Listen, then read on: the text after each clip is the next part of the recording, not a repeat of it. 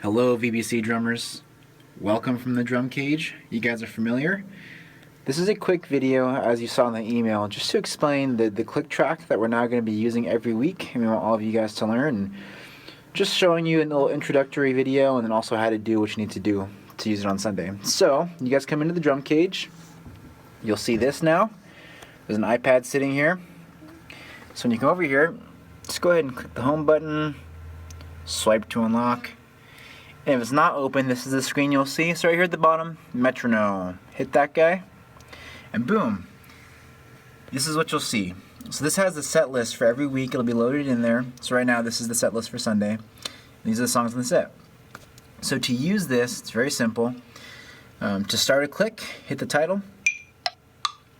There you go. To stop it, you can either hit the stop button up here or hit the title again. Just makes it easy for you. And so obviously going from song to song is pretty easy. Just hit each title. You can stop and start by hitting this if you like.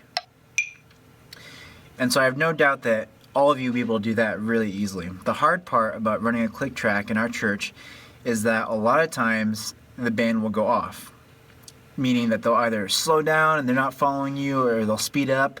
I'm sure you guys have experienced it. And so what'll happen is that you'll be following the click track, that's perfect, the band goes off, and if you can't rein them back in, you'll actually have to, mid-song, play with one hand and reach over and just stop this.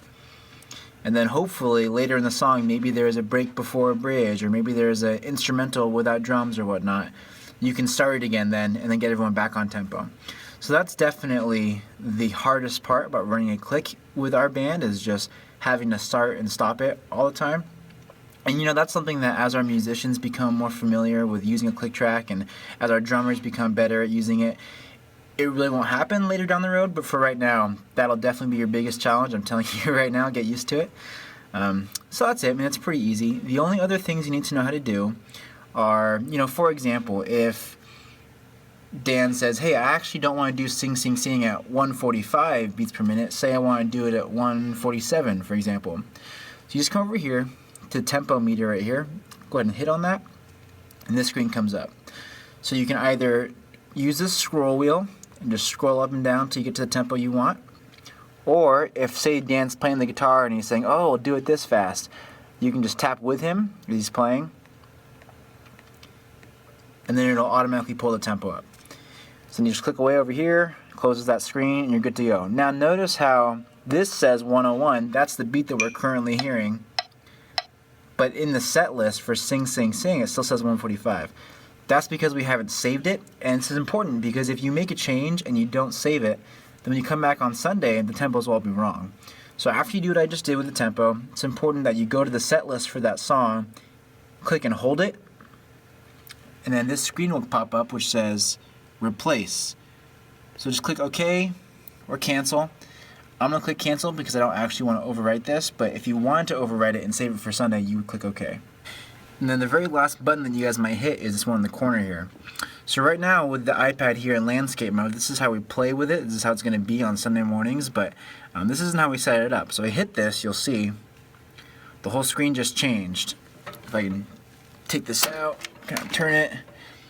Now this is how we set it up. So it's a very different screen. You guys really won't use this if you're just using the click on a Sunday, but if you hit that button on accident and you see this and it looks all crazy, up here in the right corner, hit that and it'll switch it back.